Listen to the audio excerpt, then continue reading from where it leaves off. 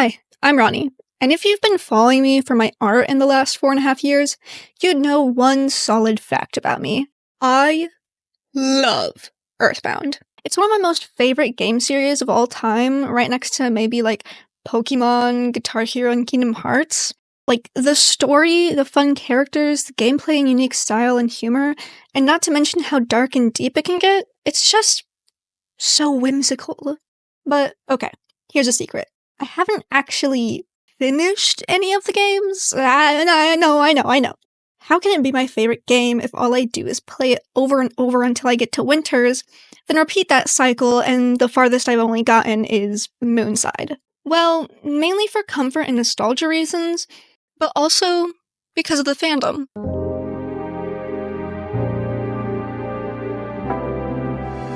Now, when I say Earthbound fandom, I don't mean the old Starman.net cult classic speedrunner type fandom. See, there's a difference between a fan base and a fandom. Between a fan or a capital F-A-N. Fan base I would use more for a general audience of something. Generally, cishet men making the 40th hour-long video over how Earthbound was overlooked, but is a true hidden gem in Nintendo's history. That type of thing.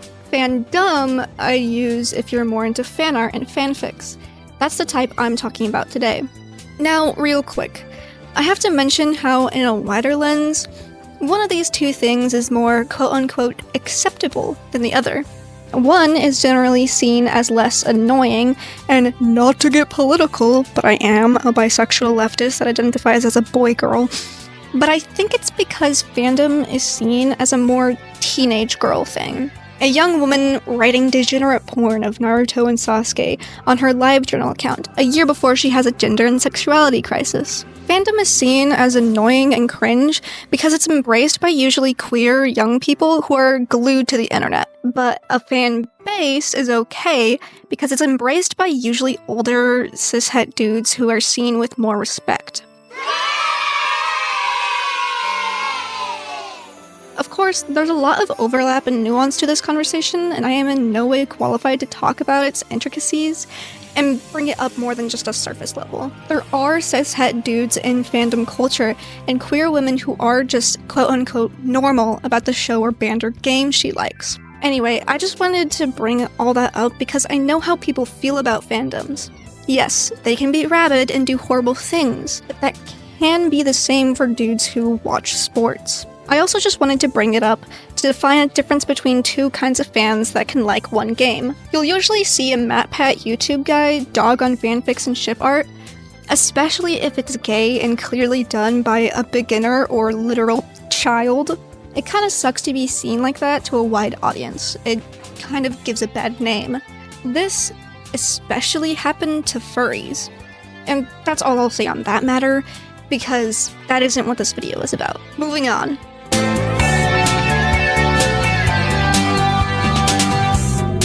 Alright, so if you've played any of the Mother games, you'd know that these protagonists sure are silent. In the category of Pokemon protags and Link, silent protags are used so that you can be the character. You can put your name and your friend's or brother's or dog's name in place of the character's canon name. They rarely ever have dialogue boxes, and are usually just there for you to control so that you can experience this cool new world. So this can create a problem. How do you characterize these silent blank slate characters? Well, with Pokemon, you don't have to imagine anymore, though you can if you still want to. Pokemon Masters EX is practically a gacha dating sim, and the male and female protags get to have, albeit flat, dialogue and personalities. I love how they kept Red as like a silent protag and only saying ... though. It's like, it's so cute. You can also churn to their manga personalities, which have more room to develop, and are, in most cases, vastly different from their game counterparts. But for Earthbound, all we really have are the base games, some obscure, untranslated manga and novels, and Smash. For only 2 characters. And we'll get to that in a moment, trust me. The base games are very much lacking in personality for almost all of the characters. Mother 1 especially. The party members are so flat. Hero boy, nerd, girl love interest, some 17-year-old with a knife. Mother 1 overall is a pretty rough and lackluster game, but I can forgive it because Nanaten is my favorite character. Earthbound is just a little better. Hero Boy, which is the same as Nanaten, but their vibes are a little bit different. Girl who is strong and not explicitly a love interest. Nerd who is shy and wets the bed but is incredibly smart and capable. And Stoic Ninja, which is pretty cool. He also pulls hella bitches but is an aromantic king! Mother 3 is better at characterizing its party, especially because there are some chapters at the beginning when you don't play as Lucas. So you get dialogue and personality from him. So far for this team, we have the younger twin brother, who's seen as more weak and a crybaby. His older twin brother, who you'd assume to be the main character with his heroic tendencies, but he's not. A tomboy who's every 2010s SJW cringe channel's worst nightmare. She has short pink hair and was raised by 6 gender non-conforming drag queens. An older man who has a bad limp and smells bad but is still part of the team because he's a worthy, capable member. And a dog, who is sometimes a weird dog-looking dude. Amazing. So you can see the direct writing in these games gets better as we go down, but it's still not perfect. There's still a lot of room for... Alright, so if you go back to early Earthbound fandom, I'm talking 2000 Starman.net and DeviantArt, you'll see a lot of the same interpretations for most of these characters. Ness is kinda goofy and he looks pretty spacey, Nanaten is a generic shonen protag, and Lucas... Oh god, no. In 2006, Mother 3 was released for the GBA, but strangely, only in Japan. Pretty quickly, Starman.net users, namely Clyde Mandolin, or as he was known, Tomato, got a copy of the Japan-exclusive cartridge, dumped it, and got to work translating the entire game. The entire game! Do you know how much dialogue that is? Every little NPC, including different times you talk to them after taking an action? That's a lot of work! Jesus. Anyway, basically, only this very underground fandom of people, the 1% who played Earthbound when it came out, really knew about Lucas and his story after Tomato finished the fan translation. Which is free to play, by the way, or you can buy a GBA cartridge of it if you'd like I did. That was until 2008, when the third installment of the Smash franchise came out, Super Smash Bros. Brawl. Not only did it still have Ness, a character that most Western audiences didn't really know or care about, but now there was a second character from his game in Smash. Some blonde kid from... What? What the hell is Mother 3? Is it Ness from Earthbound? Okay, so Western audiences were immediately confused, but quickly learned, if they cared enough to look up who Lucas was, that he was from a landlocked game that they'd never get to play. But they brushed off Lucas because holy shit! What?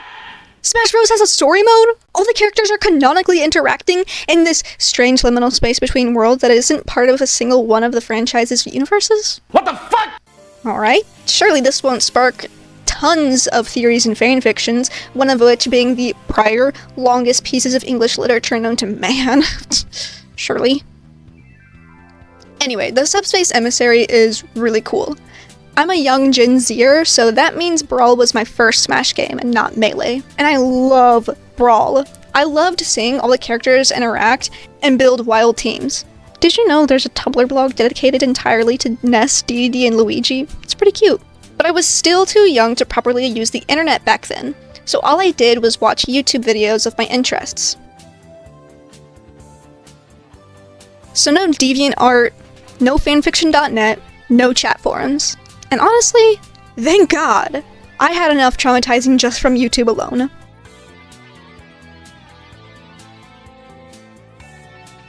But I'll get back to my own experience later. So, Subspace and Lucas. What did Nintendo decide to do with Lucas's character? Lucas, described as a crybaby because his mom fucking died, which is reasonable to be a crybaby because he was also 9 years old. But nevertheless, he persisted and marched on toward his goals, fought in heavy battles, and was capable enough on his own. So what did Subspace do with his character?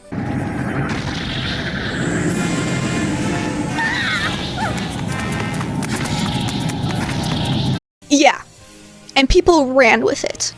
The new Ness character that no one cares about is a little bitch boy who had to be saved. Which is a pretty shit introduction for a character. He's in a fighting game, but he's running away from a statue? Of course, most people wouldn't know that it's a Porky statue. You know, Porky, the fucking main villain of Mother 3. Of course he's scared. He's in a new weird place without his party members, but most people won't know that. And also, they don't take into account his arc throughout Subspace. He fights for and protects Pokemon Trainer, but because he's a wimp in his introduction, that's all anyone remembers of him, which really sucks. So why did I bring this up? Why talk so extensively about Lucas? Well, because I think, other than Paula maybe, he probably has, or had at the very least, the worst characterization in the whole fandom. Paula, of course, gets some bad characterization because she's a girl who's hinted at to be a love interest. If you look up Lucas fan art on Google or, God forbid, Pinterest, you'll see a good portion of it has the same idea. Either he's just turned into some chicken little coward, or he's woobified into a crying, tearful shoujo protagonist or something. Well, maybe that's not quite what you'd get today, on Google at least. In more recent years, people have characterized him a little better, or completely differently in my opinion, but when I was first getting into the fandom, that's all I'd really seen of him. Classic old fan art from DeviantArt and Tumblr usually drew him this way, and you can't blame them for not analyzing his character more through Subspace, or if they'd played Mother 3 at all. It's just a frustrating time in Lucas's fandom history, but honestly, it's a little nostalgic. But gradually through the 2010s, people got better at making him a more complex character in fan art and fanfics. And thank God I don't have to read another fic where Lucas has a goddamn stutter. You know my name? I asked, my eyelids fluttering. That's a pretty stupid first question. Yeah, that's what it says on your library card at least. It fell out of your pocket on the way here, he explains. Oh. Where is here? Jesus fucking Christ, I'm going to gouge my fucking eyeballs out. I love you, Waphead. Well, I'd give a pass to stuttering if it was just written better and it fit his character more, but I digress. Lucas in fandom nowadays is, by majority to what I've seen, as just a quieter, more reserved and introverted boy, sometimes teetering on emo. He's got a neutral expression and a flat tone. If he's with Ness, he's the straight man to Ness's funny man. He seems older and smarter, which makes sense given the trauma he's gone through, cause like, Jesus, at least Ness got to call his mom while he was away. In every different person's fan art or fanfic, there's something just a little different in how they portray Lucas, because he's still half of a blank slate in his base game. Anyway, this long rant about Lucas was all to say that the fandom can go pretty wild with their portrayals of the characters, and it can evolve over time too. There's no strong, concrete canon, so you can do whatever you want with them, which makes fanfics so fun, and sometimes not so fun. I'm sorry for not telling you about anything. Hi, Mom. It's been a while, hasn't it? How did you find me? 5 years. Ness? But sometimes when there isn't a strong enough canon, creators might get incredibly lost in the sauce of fanon, that it's just not the same character anymore. Now, that would have been the perfect segue into talking about some egregious portrayal of these poor characters, but honestly, I don't really have an example right now. Fanon getting lost in the sauce is something that happens to every fandom. For some reason, Homestuck comes to mind specifically. I wonder why. I guess this is just more of a warning. Warning, warning, warning. Have your portrayals of Blorbo gone too far? Has he become more OC than canon? How many traits can you add on, strip away, or skew before he's not the same character anymore? Just make sure. I mean, have fun, do what you want or whatever, just keep in mind that you might confuse a lot of people.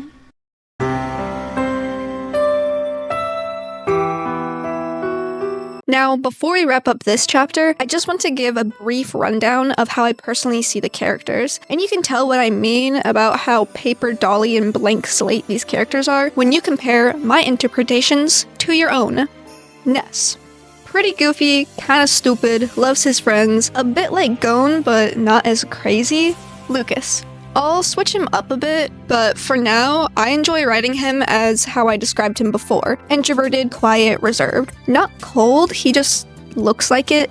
He cares deeply for his friends. Nanaten. Loud and boisterous. Hot-headed, kind of annoying. Sometimes I'll give him some feminine traits just because he's my favorite and I like to project just a wee bit onto him. Paula. Strong and independent woman! She's motherly and cares for her friends, but can get angry and annoyed with them easily. Klaus. This is a long one. He's interesting because there are two different Klauses to choose from. Pre-Mother 3 Klaus and Masked Man Klaus. Most of the time when I draw him, I draw the Chimera Cyborg Klaus, pretending he didn't die after Mother 3, because that's what fanfiction is for. Generally, I present him as jaded and much like his brother. Introverted, reserved, and quiet. But unlike Lucas, he's a lot more angry and closed off and kind of an asshole. But if we're doing a, let's say, high school AU, where we don't put Klaus through years of extensive trauma, he's extroverted, boyish, excited, and pretty much is every doctor's guideline for ADHD symptoms. Kinda like Rainbow Dash. Oh my god, I just made him Rainbow Dash! Anna. I love Anna. I base her a lot off of myself when I was younger and in my first sapphic relationship. She's sweet and flustered and excitable, and a bit of a romantic. Okay, last one. Kumatora. A hot-headed tomboy who's like the found family older sister you find in the local art or music scene. She's guiding and helpful and will give you comfort and advice, even if she doesn't follow her own word. Now isn't that fun? Tell me how you characterize them in the comments, and maybe I'll steal or adopt some of your traits.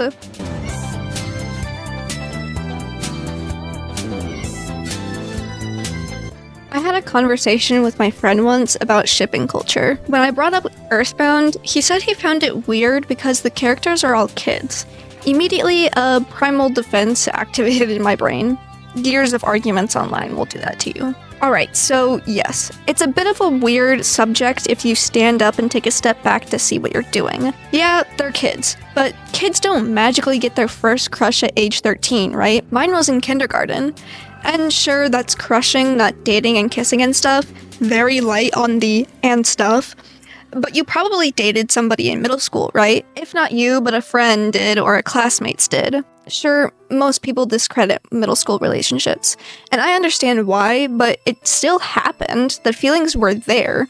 You might have been really awkward and had no idea what you were doing, but it was real. And why am I even arguing this? Media has shown middle schoolers having crushes or kissing since forever.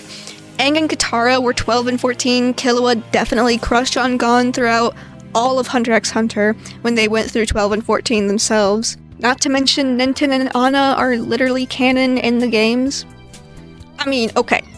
Mother Mary birthed Jesus Christ when she was 15. Just saying. Anyway, I think my friend just thought it was uncomfortable because shipping culture can get pretty intense.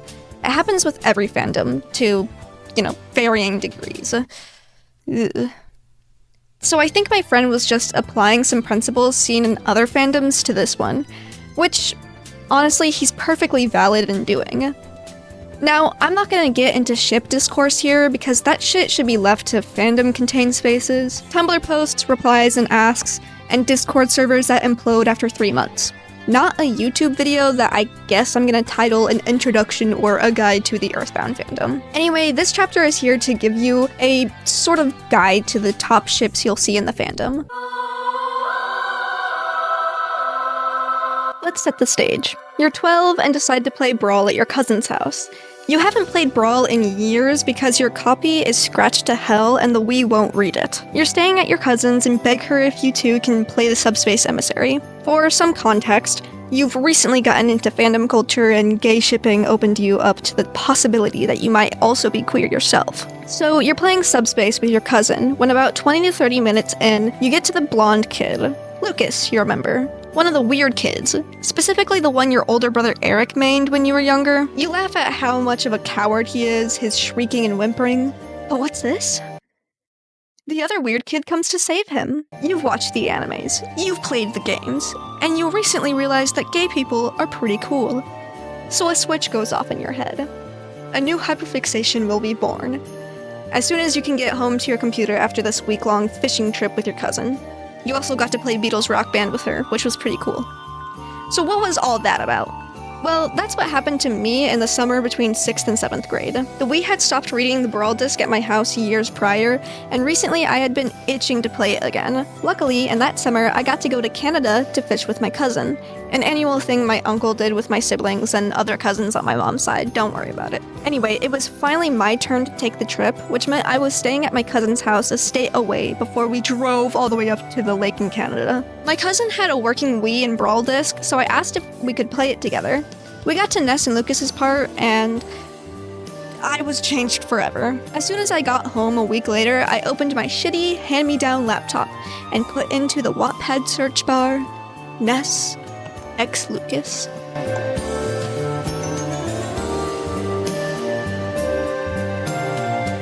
In the 2010s, especially around the release of Smash 4, there seemed to be an uptick in Neskis fan art, at least from what I can tell from the timestamps on Tumblr. Especially 2015 for some reason. 2015 to 2019 was a pretty healthy and well-fed time for the Neskis fandom, it seemed. So I guess it goes without saying that Neskis seems like the biggest ship in the whole fandom. Sure, there's Nintana, Nespala, and Lucas Nana, I guess. Hi, Lewis. But I feel like nothing really compares to Neskis' reign. Or maybe I'm just biased and don't see enough of the other side of the fandom. That's entirely possible too. Now, here's my friend Not a Duck to talk about Neskis as the local Neskis hater, and Lucas Nana. Take it away, Lewis.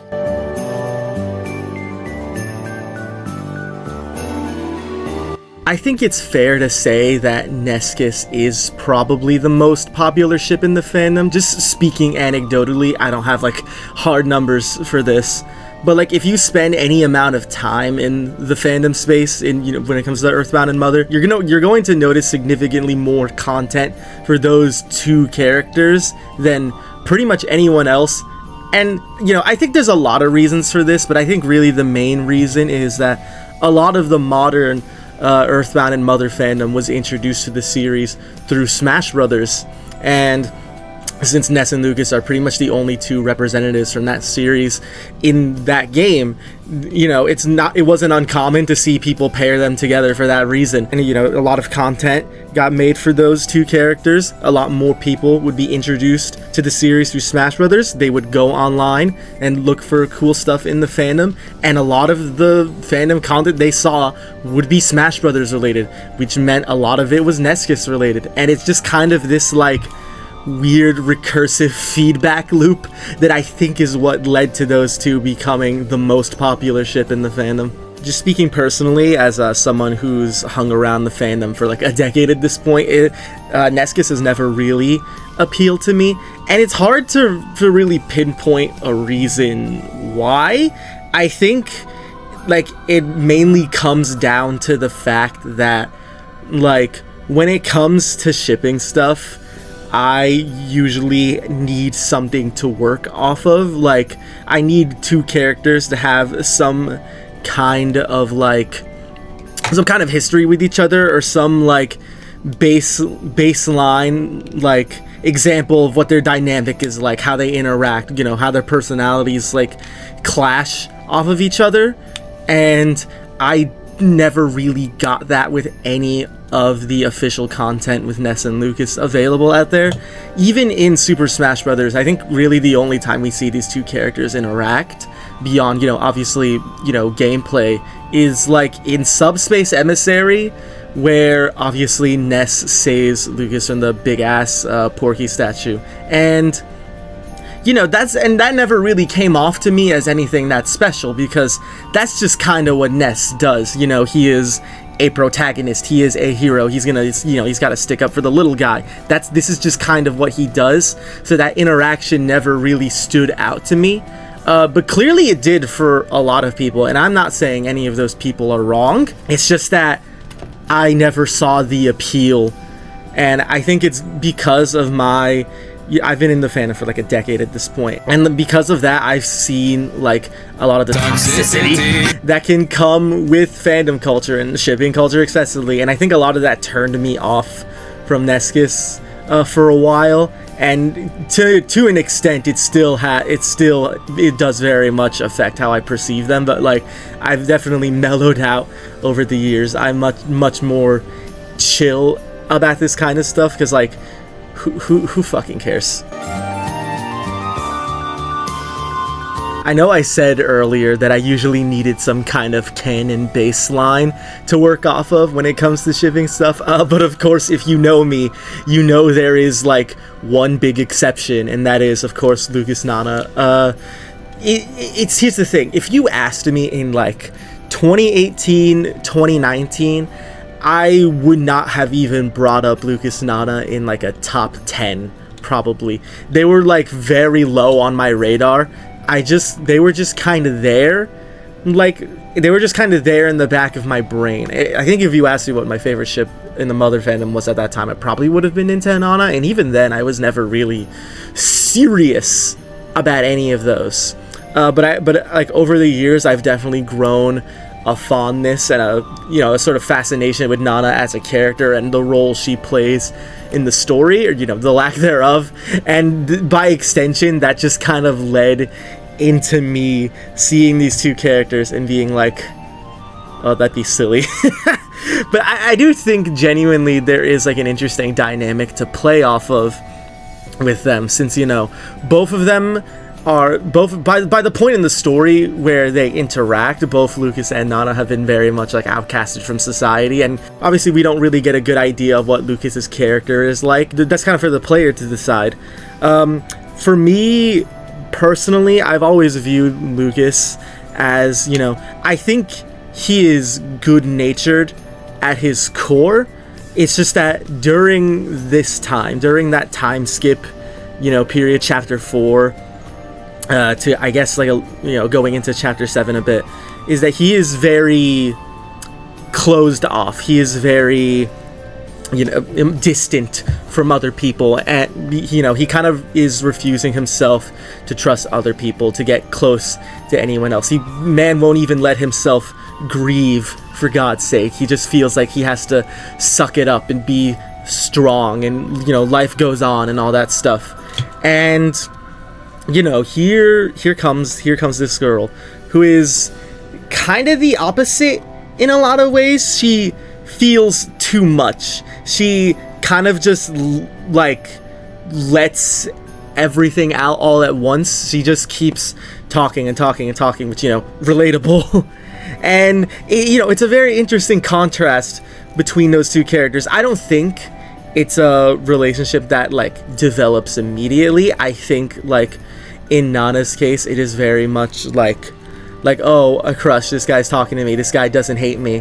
And then like gradually over time, it becomes a mutual thing. Like, and when I say over time, I mean like we're talking about like post-game stuff. This is just me like doing hypothetical shit at this point. This is what I meant earlier when I said like I don't really, this is like the one exception to my thing of needing a canon baseline when it comes to shipping two characters.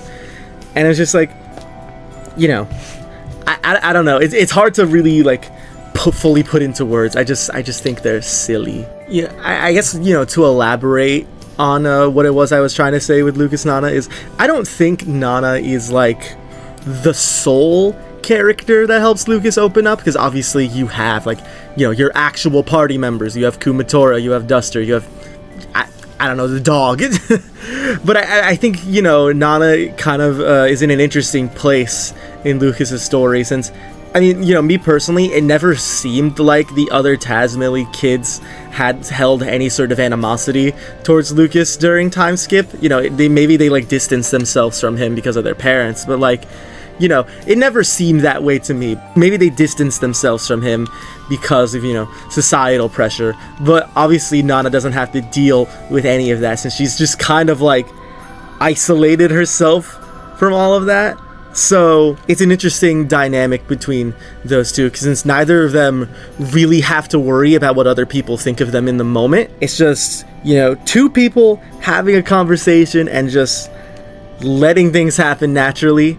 And, sometimes that's all you need, And, because Nana isn't really traveling with them, she's just kind of, there in the village by the beach constantly. I think it's interesting as, like, sort of, not like necessarily a goal per se, but just as, like, this idea that Lucas actually has something to come home for. Like, because when you think about it, what does Lucas have at this point in his story in Tasmily? I mean, I can't imagine staying in that house is like doing any good for him emotionally when he's just kind of like bottling up all of this grief and anguish, after, Hanawa and Klaus. And also just the fact that his dad is never there. And also just the fact that no one just in this fucking town seems to like him, at least the adults, obviously. So, having Nana be the sort of one exception to that, I think is interesting. Obviously, like, more than anything at this point in the story, he values, the other party members, Kumatora, Duster, being like sort of like a father figure and like a big sister figure for him in a lot of ways. But I think Nana can also be slotted into that. And I see no reason why she can't be, at least, Again, like I said, she doesn't seem to like be in the same position as the other villagers or the other Tasmily kids, where it's just like, damn, fuck that guy, or damn, he's chill, but I have to be like, fuck that guy because of societal pressure.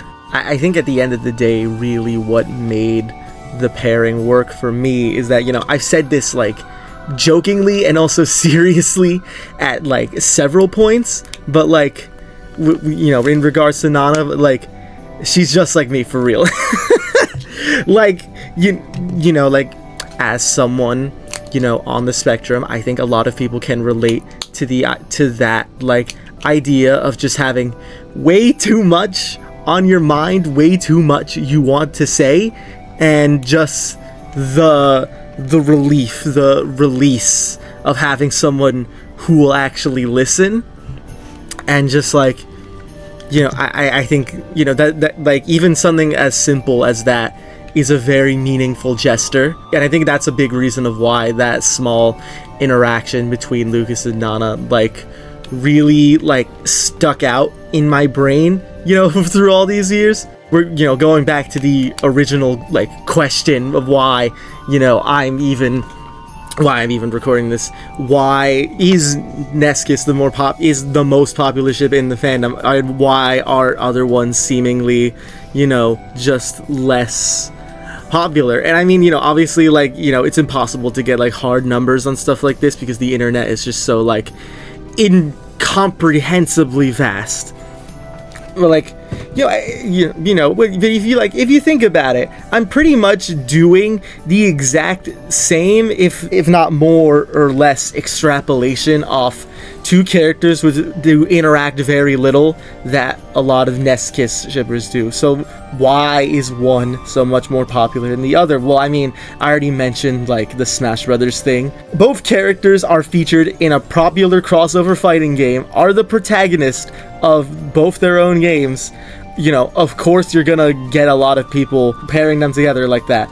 Whereas, with something like Lucas Nana, you have one protagonist from a game that not a lot of people have played, even though they are in Smash Brothers, and then like an NPC character who, like, even for the people who have played that game, there's like a 50% chance you did not run into Nana at all in your first playthrough, or maybe even subsequent playthroughs. And even with other pairings between like other protagonist characters, or like, the protagonist characters and the other party members, like, again, I think a lot of it just really comes down to the fact that a lot of modern Mother fandom like played Smash Brothers before the actual games. I'm sure like for the people who played the actual games first and weren't aware of their presence in Smash Brothers, they have a greater attachment to some of those other pairings. But Smash Brothers is such a massive cultural touchstone now for like the entire gaming community. It's impossible to deny its influence on both, not even just the Mother fandom, but like several other fandoms, let's be real, because obviously big ass crossover fighter.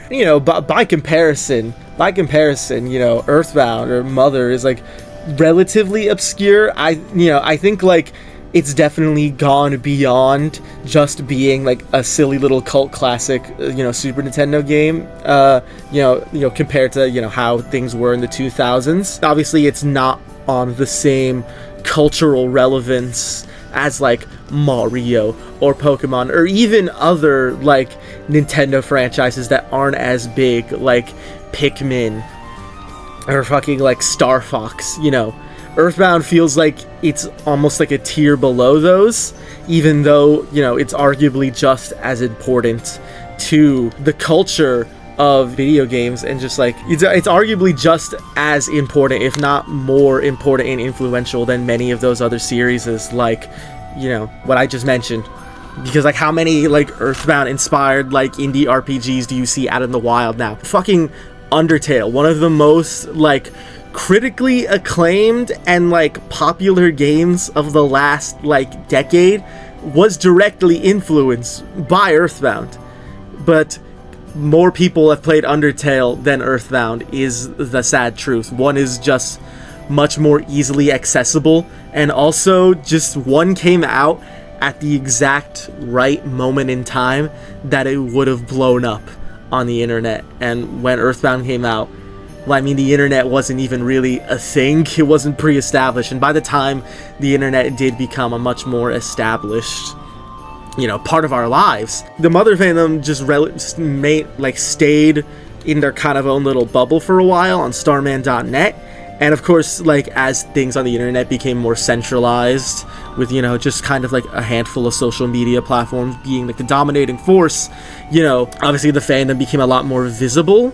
But I think for the most part, it hasn't expanded that greatly. I mean, obviously it has expanded. A lot of the people in the that are active in the fandom now aren't the same people that were active like 20 years ago.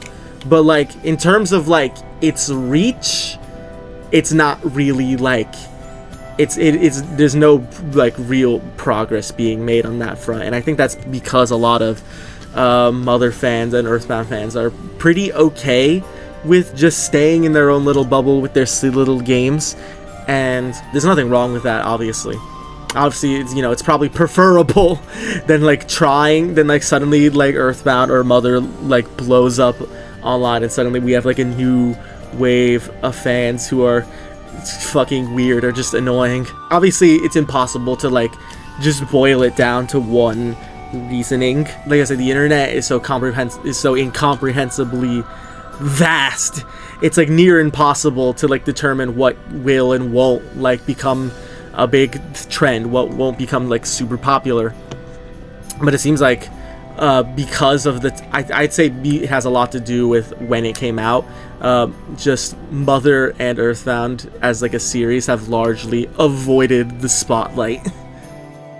Thank you, Lewis, for the insightful ramblings. Now, back to me. From the beginning of time at 2008 to the end of time when Elon and Jeff kill us all, quote-unquote normie fans, the fan base ones, remember? The Mat Pets? Will hate on Neskis's entire existence. Which, I can understand their confusion. These two kids don't meet in canon and are decades, centuries perhaps apart. Oh, and they're both boys. Like, okay, I get it. But judging from Smash Bros, you can't blame us, right? You can tell why it exists. Two characters looking at each other and all that, like Lewis said. But let's focus on another thing that Neskis's existence sparks, besides hatred from people who don't like fun, and homophobes, which are the same thing. If Ness and Lucas can hypothetically get connected, what about the other characters? Now, this can go one of two ways. Way one is keeping it within Smash Bros, so you get people drawing fan art of just the Smash roster characters hanging out. A subsection of that being Smash Kids, which includes a neat little ship called Toonie Villa. I've also seen Mega Man X Pit pop up, but I'm personally a Link Pit girly myself. If you went the route I did, you were probably invested in the Smash Bros side of things first, because that's what you're familiar with. But what if you don't just stop at Smash? What if all the Mother characters could come together in a, you could say, linked universe? So that's how most fanfictions in the Mother community are formatted. Either explainable or not, all these characters came together in one place and timeline. It's fun to play around with. There's endless possibilities in alternate universes, following bits of canon or not. Do whatever you want. You could even... This is a phenomenon that happens in a lot of fandoms. One example I can think of is an unfortunate one, but this fandom was my introduction to gay shipping, unfortunately. So, in Hamilton, I know, it was 2017, I was in 6th grade. Chill. You'd see a lot of people shipping Hamilton and Lawrence, but there's 4 people in their friend group, so what do you do with Hercules and Lafayette? You ship them together too, you dork. Now, there's a conversation to be had about why we feel this need that everybody needs to be in a relationship, and naturally that if one character is left out of the romance, they're aromantic or asexual. Listen, I get it. I'm on the A spectrum too. Sometimes it gets annoying, but I'm more so annoyed when romance is pushed heavily inside canon itself. Fandom is all fun and games, so I don't see the harm in having a relationship for every single character if you have one. Anyway, tangent and example aside, Pair the Spares happens in the Earthbound fandom too, particularly with Nanaten and Klaus. For a long time, Klauston was my favorite pair, because I clung onto Nanaten so much. Now, this might be strange to you. Klaus and Nanaten? Why those two specifically? Well, generally, if you could choose the 4 main characters to represent the fandom, people would go with Ness, Nanaten, Lucas, and Klaus. I mean, the former 3 obviously, because they're the main characters, but Klaus gets to join too because he's Lucas's twin brother. If you have a high school AU, most people won't just kill off Klaus. No, he gets to be there too. So, yeah, you'll see a lot of fan art with these 4 together. And if somebody ships Neskis, it only makes sense to ship Klauston too, right?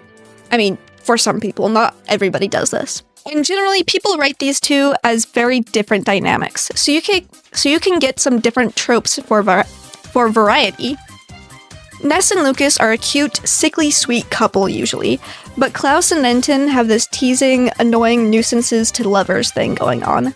Nanaten breaking through Klaus's tough shell and whatever is a popular thing in the fanfics. A great fic that represents this is To Love Love, which hadn't been updated since 2019, but finally did a couple months ago. You have no idea how happy I was. In which Ness and Lucas are getting married, so they're being all cutesy, and the story focuses on Nanaten kinda sorta fake dating Klaus in order to get inspiration to write a song for Ness and Lucas's wedding playlist. It's so good, you guys. It was like at 3 out of 4 chapters for like 5 years. So a real quick overview before I explain briefly the other popular ships in the fandom. So in the square of Klaus, Nanaten, Ness, and Lucas, we of course have Klauston and Neskis, but then you can also have Nanaten and Lucas, a personal favorite of mine, Klaus and Ness, Nanaten and Ness, and well, you know, it exists. So, rapid fire. Ness and Paula, Nanaten and Anna, Lucas and Donna, Lucas and Fuel, Klaus and Fuel, Nanaten and Lloyd, and of course, Jeff and Tony. Be who you are for your pride. I've also seen some rare pairs floating around, like Jeff and Pooh, Paula and Jeff, Paula and Pooh, and one of my personal all-time favorites, Paula and Anna. They remind me a lot of my first sapphic relationship, which I mentioned before, so they hold a special place in my heart. Especially because this fandom is heavily lacking in girls' love, because there's only like 4 girls. Oh, I also like Picky and Tracy. Not quite as a romantic relationship, but maybe at most like a crush. There was a time I hyperfixated on them super hard because, man, someone needs to check up on these kids. You know, horrible older brother / great older brother who's never home. I actually planned to make a video about Tracy, but I scrapped it. I might do it again perhaps though, she's very interesting.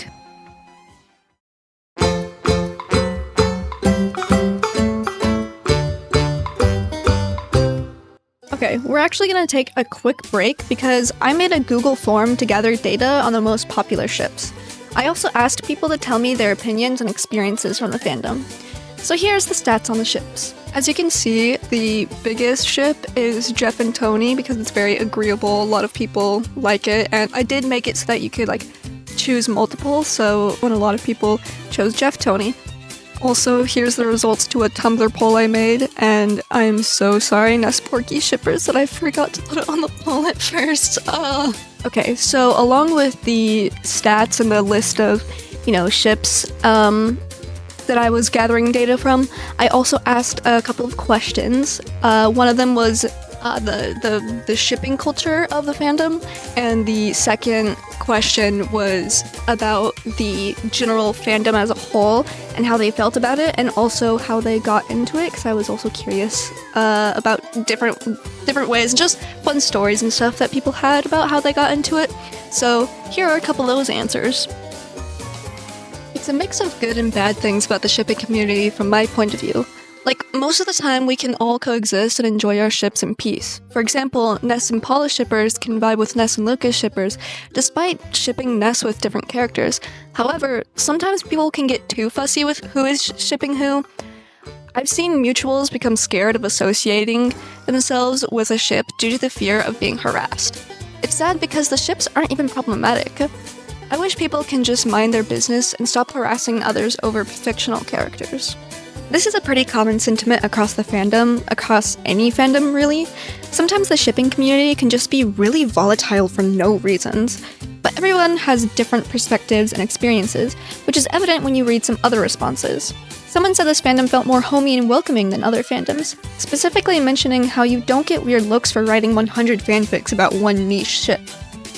A surprise for me is that one person said that as a mostly straight girl, they didn't see a lot of rep for straight ships in the fandom, which is definitely not something you hear every day. A fandom not having enough straight rep? Ugh. Also, big brain move with the Duster X OJ. Nice. One that I can relate to a little better is my friend Zharizard, who said they've gotten insults on Twitter and other platforms for shipping Neskis and Klauston. They mentioned how people often associate queerness and homosexuality really heavily with the more smutty stuff, so it's bad to think a kid or teenager could possibly be gay. This is definitely something I've seen less of over the years, which is good. But unfortunately, Zharizard was called a for making a silly comic about Neskis.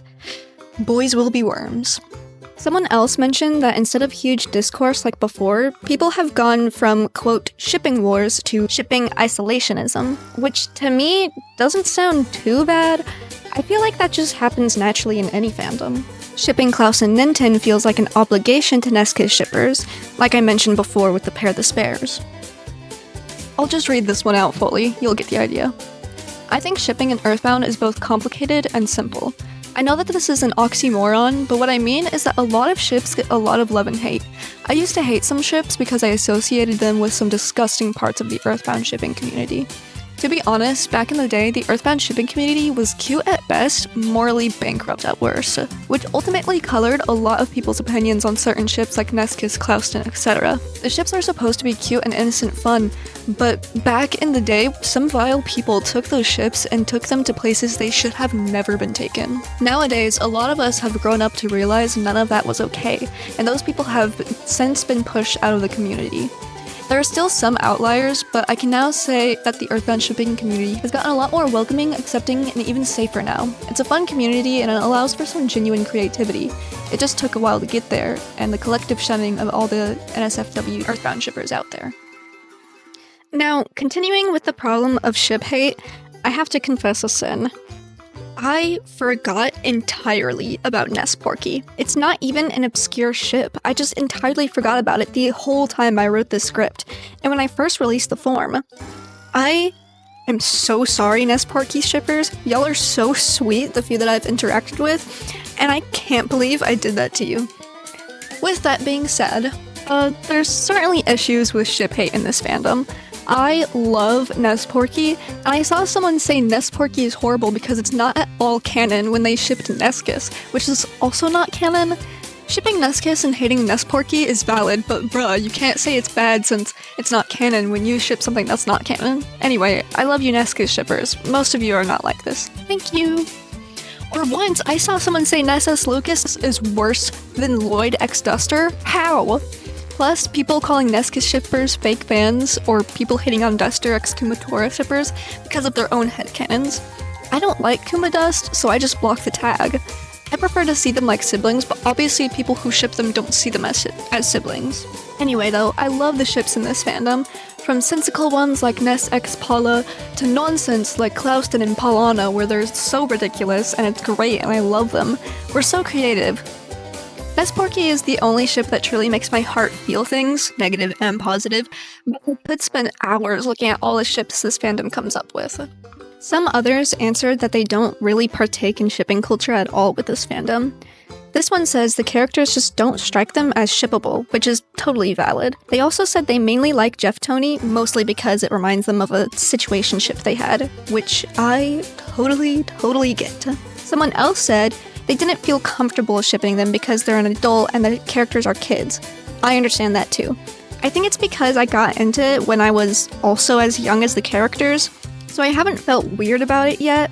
I kinda just age them up as I go sometimes. Ugh. This person says, not involved, except for knowing some ships and loving Nintana and Jeff Tony. I heard it's one of the most healthy shipping communities, but it's sadly really criticized by people outside of the community. By the way, your English is perfectly fine. So the general stance on the shipping culture seems to be that it's relatively healthy and that for the most part, we've moved past the nasty stuff. Now for the second question, where I ask about the fandom as a whole and stories of how they got into it. This one was sent in by my friend, who was a really big artist back in the day. He says he's glad the fandom is bigger than it was when he was a teen. I should really research when exactly the fandom was at its highest peak, because I would have said that it was booming in his time, but I guess I wouldn't know because I wasn't there, so whatever. This person said they got into it because they saw the Starman and Smash and got intrigued, which is like really funny because like not Ness, not Lucas, not Jeff or even hell Sans. No, it was the Starman. That's really funny. This person put down that their favorite ship was Facade X Interpreter, which I thought was super funny. Good for you, Aaron. This one is also from Zharizard, and they mention how everyone has different takes on the races and gender identities and orientations of the characters. I'll also touch on that later, but yeah, that's pretty cool. A lot of people just praise the community, which is really sweet. This one says that they thought the game was about a kid with cancer? This person says they cried at a Mother 3 video essay and then hyperfixated on it for a few months. Which is so real, I did that with Omori. This one says they heard of it because of its marketing and rarity. They're also happy that the fandom is still around at this point because most fandoms this old are usually microscopic or non-existent. This person was introduced via Smash and said that they were one of the few people who didn't actually think Lucas was a wimp. Yay! This person said, good luck with the video. And that's all they sent. This one says they're happy about the large Spanish-speaking community in the fandom, which is so real. The only other fandom I see a lot of Spanish speakers in is like Invader Zim. This one said they got into it because of the crossover fix with Undertale, something I hadn't really considered because I've never personally been into Undertale, but that makes sense. Also, Itoi is the GOAT for LGBT rep. Alright, that's all I have for this intermission here. Keep the conversation going in the comments if you want, and thank you to everyone who replied to the forum. I really appreciate it. You guys are cool. Now, on to the last chapter.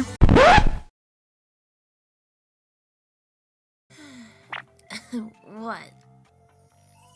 Hmm? Just stargazing.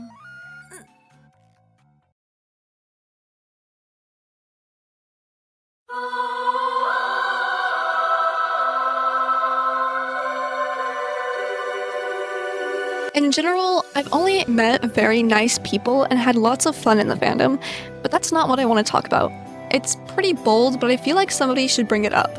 Yes, all the main characters are kids and all the main ships are between them, but there's so much nastiness everywhere.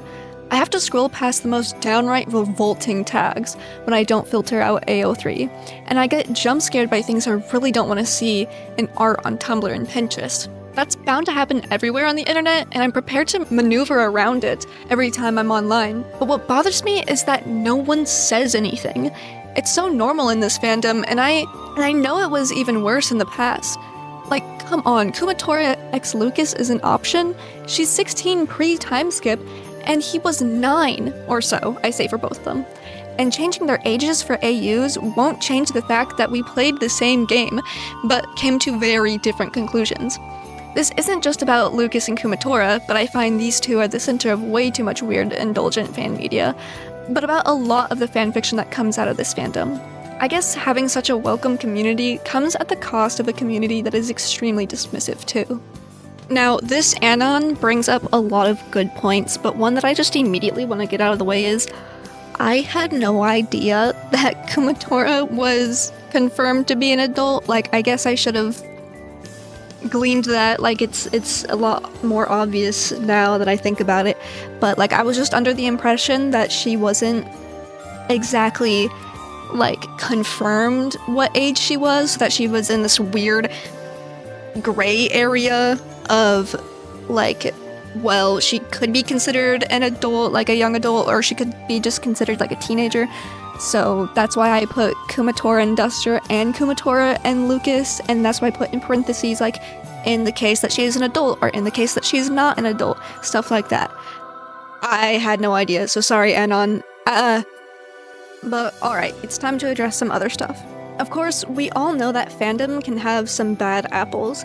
It's gotten better, I think, anyway, over the years, but you'll definitely encounter some pretty nasty shit from, like, a decade ago. AO3 has it, DeviantArt has it, Tumblr has it. It gets pretty bad. If you're deep into fandom culture already, you're probably used to sifting through this and forming your own opinion. But here's a rundown of some not-so-nice things you'll see that most of the time you can just filter out anyway. Shotokan, it's gonna be there, unfortunately.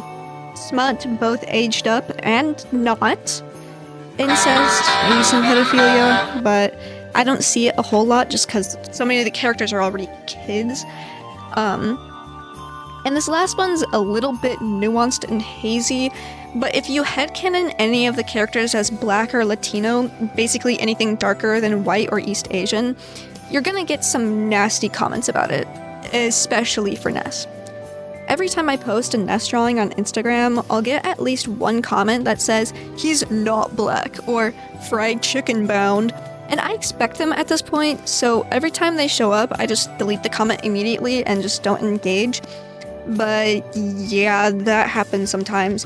I don't want to get into a whole conversation about race washing or colorism because I never expect it to go well, and I don't think I quite have the credentials to really do an extensive conversation on that.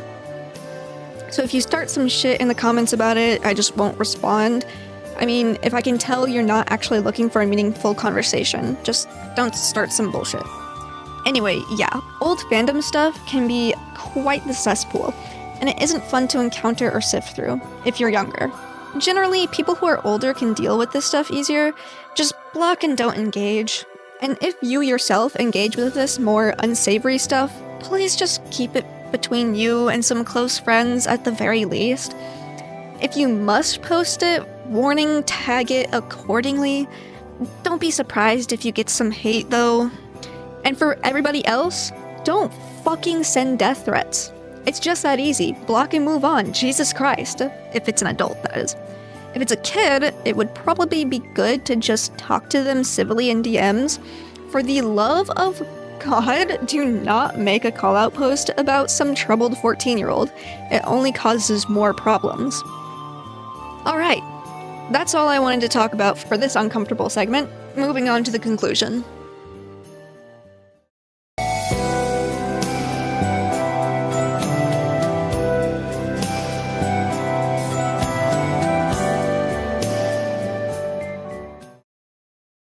I had a friend back in my freshman year of college who was like, "You should play this video game. We could roleplay as the aliens."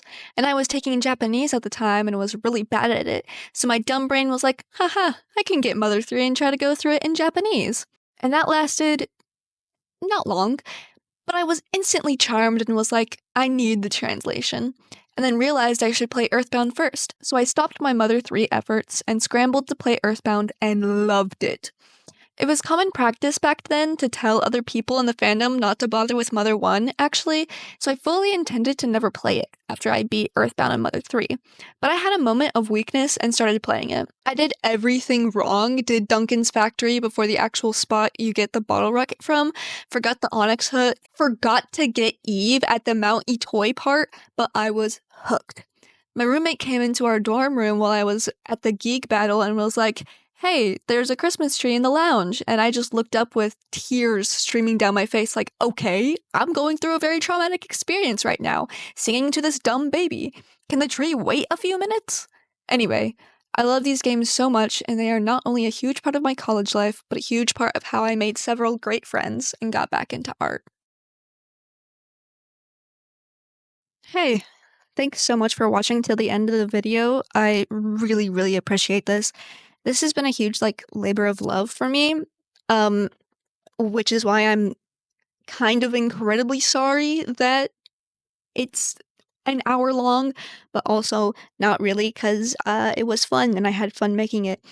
But I have nothing but gratitude for you if you did make it this far. I really, really appreciate it. Anyway, this was just a really fun project to do, and it made me feel a lot closer to my friends and other people in the community. I even got to talk to a couple friends that I hadn't talked to in a while, just because I wanted to send them the form and spark a little conversation about Earthbound again. And it's just a really nice, warm feeling. Thank you to everyone who participated in filling out the form. You guys are seriously awesome. I really appreciate everybody's input. Follow me on Tumblr and Instagram, and if you want to tip or commission me, you can do that on Kofi. I also draw NSFW on Patreon for characters and other fandoms, not this one, or my OCs. I think soon I'll open up another Patreon tier if this YouTube thing goes well, but for now it's just for NSFW art. I also have a link for Hind in my description, as I did in my last video. I just really want to make sure that she can get out of Gaza safely. It's very important to me. I hope she gets out. All right. Thanks for watching. Bye.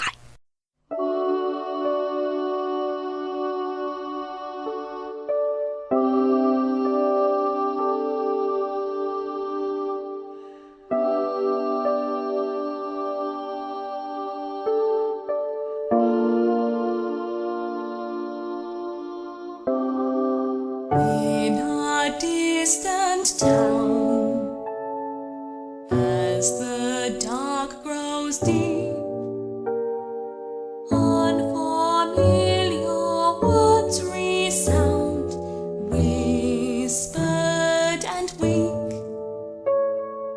Let me heal the pain, drive away despair.